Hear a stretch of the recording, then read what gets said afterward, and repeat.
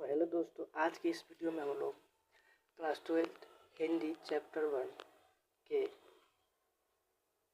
जितने भी सारे ऑब्जेक्टिव क्वेश्चन हैं उसको करने वाले हैं। चैप्टर का जो नाम है वो क्या है? बातचीत, जो बालकृष्ण भट्ट के द्वारा लिखा गया है। किसके द्वारा लिखा गया है? जो बालकृष्ण भट्ट के जी के द्वारा लिखा गया है। और इनका जो निवास स्थान, इनका जो जन्म हुआ था इलाहाबाद उत्तर प्रदेश में। इनका जो जन्म हुआ था 23 जून 1844 को, और इनका जो निधन हुआ था वो 20 जुलाई 1914 में हुआ था। ठीक है, चलिए तो हम उसके जितने भी सारे ऑब्जेक्टिव क्वेश्चन हैं उसको करने वाले हैं। तो पहला क्वेश्चन बोलता है कि अशिक्षित लोगों की बातचीत को क्या कहते हैं? अशिक्षित लोगों की बातचीत को हम लोग क्या बोलते हैं? तो ऑप्शन ए बेतुका बात करना, ऑप्शन बी ठिठोली करना, ऑप्शन सी गुप्त, ऑप्शन डी हंसी मजाक करना। तो अशिक्षित लोगों का जो बातचीत का जो शैली होता है उसे हम क्या बोलते हैं? तो बेतुका बात करना। क्या करते हैं वो लोग? बेतुका बात करते हैं। क्या करते हैं? बेतुका बात। चलिए अगला क्वेश्चन देखेंगे कि बालकृष्ण भट्ट का निधन कब हुआ था? तो बालकृष्ण भट्ट का जो निधन कब हुआ था? ऑप्शन है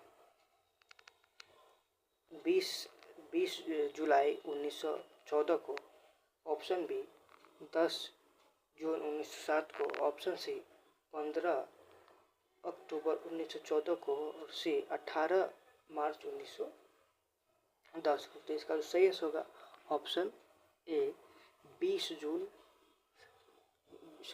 जुलाई 1914 को इसका मतलब इनका जन्म हुआ था।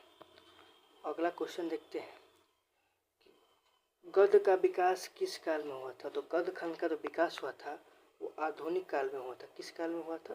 तो आधुनिक काल में हुआ था। अगला नंबर जो क्वेश्चन है कि भट्ट जी यानी बालकृष्ण भट्ट जी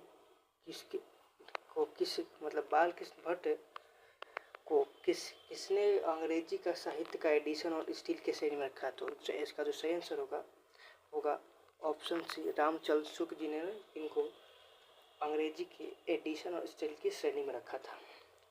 अगला जो क्वेश्चन है कि बालकृष्ण भट्ट किस युग के निबंधकार और रचनाकार थे? तो ये थे भारतेंदु युग के। क्या थे? भारतेंदु युग के। चलिए अगला नंबर क्वेश्चन देखते हैं कि मनुष्य की बातचीत का उत्तम तरीका क्या है? तो क्या होती है? अवाक होकर अपने से बात करना। मनुष्य का जो एक उत्तम तरीका है बातचीत करने का वो क्या है? अपने आप से बात करना। अवाक होकर अपने आप से बात करना। इसका सही आंसर होगा ऑप्शन डी। चलिए अगला क्वेश्चन देखते हैं, संवाद से सबसे महत्वपूर्ण क्या है? संवाद से सबसे महत्वपूर्ण क्या है? तो इसका जो होगा ऑप्शन होगा आत्मीयता। हम लोग जब बात करते हैं तो हम लोग की आत्मिकता झलकती है, स्वभाव झलकता है। तो अगला नंबर क्वेश्चन देखेंगे कि बालकृष्ण भट्ट ने कौन सा मासिक पत्रिका का निष्कासन किया था? तो वो क्या थे? तो हिंदी प्रदीप नामक पत्रिका का क्या थे? प्रकाशन यानी मासिक प्रकाशन किए थे। चलिए अगला क्वेश्चन है कि कौन सी कृति बालकृष्ण भट्ट के द्वारा नहीं लिखा गया है? तो इसका जो सही आंसर होगा ऑप्शन डी प्रभावती, जो बालकृष्ण भट्ट के द्वारा नहीं लिखा गया है। अगला क्वेश्चन है कि कौन सी कृति बालकृष्ण भट्ट के द्वारा लिखा गया है? तो बालकृष्ण भट्ट के द्वारा लिखा गया रेल का विकट खेल। Option B is right answer.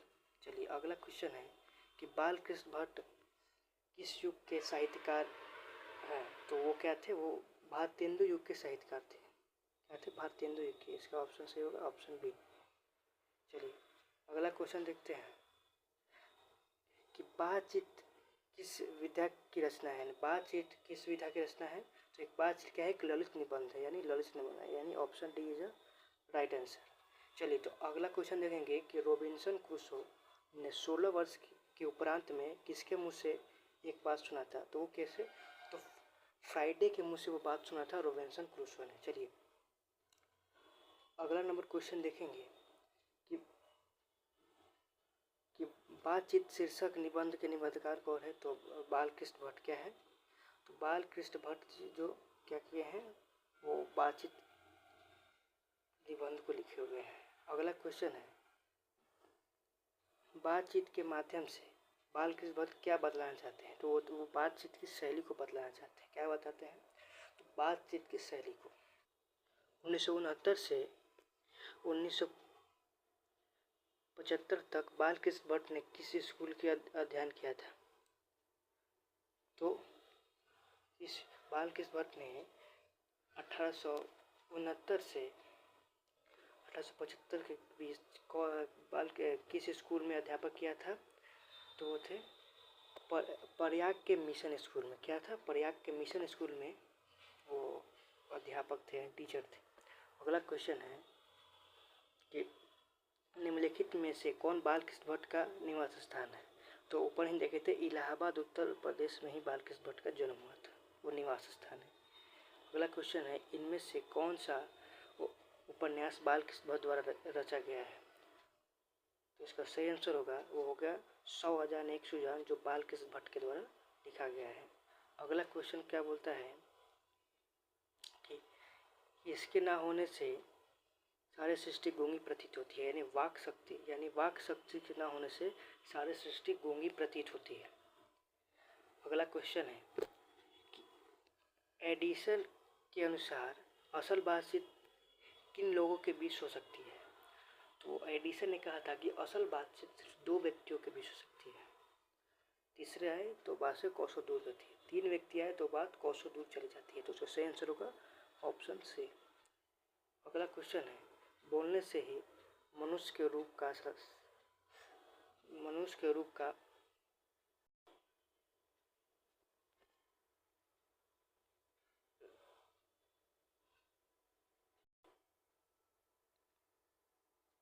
अगला क्वेश्चन है कि बोलने से ही मनुष्य के रूप का साक्षात्कार होता है, इसने किसने कहा था?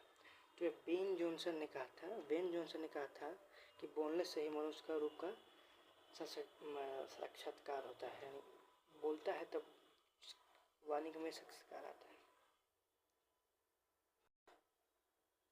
अगला क्वेश्चन है कि रोबिन्सन क्रूसो को कब तक मनुष्य का मुंह देखने नहीं मिला था? 16 वर्षों तक रोबिन्सन क्रूसो को मनुष्य का मुंह देखने को नहीं मिला था। अगला क्वेश्चन है कि बातचीत से मन किस प्रकार होता है? तो हल्का और स्वच्छ हो जाता है। क्या होता है? हल्का और स्वच्छ हो जाता है। अगला क्वेश्चन देखेंगे, नाटक के प्रारंभ में होने वाले मंगल पाठ को क्या कहते हैं? तो नाटक के आरंभ जो मंगल पाठ होता है उसे बोलते हैं नंदी पाठ। क्या बोलते हैं? नंदी पाठ। अगला क्वेश्चन है कि बालकृष्ण भट्ट जी हिंदी साहित्य के किस प्रकार की विधा के महान रचनाकार थे? तो वो क्या थे? किस प्रकार की विधा के? इसका जो सही आंसर होगा ऑप्शन सी, यानी वो बालकृष्ण भट्ट एक महान उपन्यासकार थे। ठीक है। अगला क्वेश्चन है कि बालकृष्ण भट्ट का जन्म कब हुआ था, यानी कब हुआ था? तो हम ऊपर ही देखे थे कि 23 जून 1844 ईस्वी को 23 जून 1844 ईस्वी को बालकृष्ण भट्ट जी का जो जन्म हुआ था। ठीक है। अगला क्वेश्चन को हम लोग देखेंगे। अगला क्वेश्चन बोलता है कि निम्नलिखित में से कौन सी रचना बालकृष्ण भट्ट द्वारा लिखी नहीं है? बालकृष्ण भट्ट के द्वारा कौन सी रचना लिखा गया नहीं है? तो 100,001 बालकृष्ण भट्ट के द्वारा लिखा गया है, यानी जो इसका सही आंसर होगा वो ऑप्शन डी जो है वो बालकृष्ण भट्ट के द्वारा नहीं लिखा गया है। अगला क्वेश्चन क्या है, संयोक्ता स्वयंवर किस रचता है? हम आगे बताए थे कि संयोक्ता स्वयंवर पूछे तो वो बालकृष्ण भट्ट के द्वारा लिखा गया है, यानी ऑप्शन ए। और दमयंती स्वयंवर पूछे तो श्रीनिवास दास के होगा, श्रीनिवास दास के। तो अगला क्वेश्चन है कि कौन सी रचना बालकृष्ण भट्ट जी की है? तो रेल का विकट खेल बालकृष्ण भट्ट के द्वारा लिखा गया है, ऑप्शन है राइट आंसर।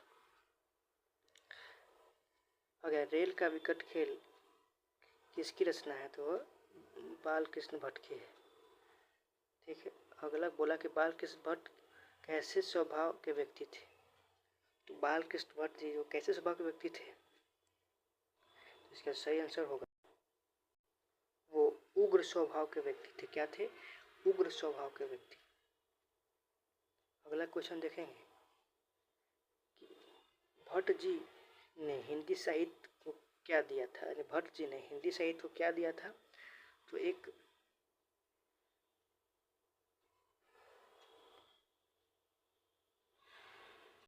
इसका जो सही आंसर होगा ऑप्शन है कि नवीन धारता, नवीन दिशा और नया रंग का रूप दिया था। चलिए अगला क्वेश्चन देखेंगे। असल बातचीत सिर्फ दो व्यक्तियों में हो सकती है, यह किसका मत है? यानी किसने कहा था? तो ये एडिसन ने कहा था कि असल बातचीत सिर्फ दो व्यक्तियों में हो सकती है। अगला जो क्वेश्चन है और आज का लास्ट क्वेश्चन है और इस चैप्टर का लास्ट क्वेश्चन है कि बालकृष्ण भट्ट किस काल के रचनाकार थे? तो क्या थे? वो आधुनिक काल के रचनाकार थे। क्या थे? आधुनिक काल के। Option D is a right answer.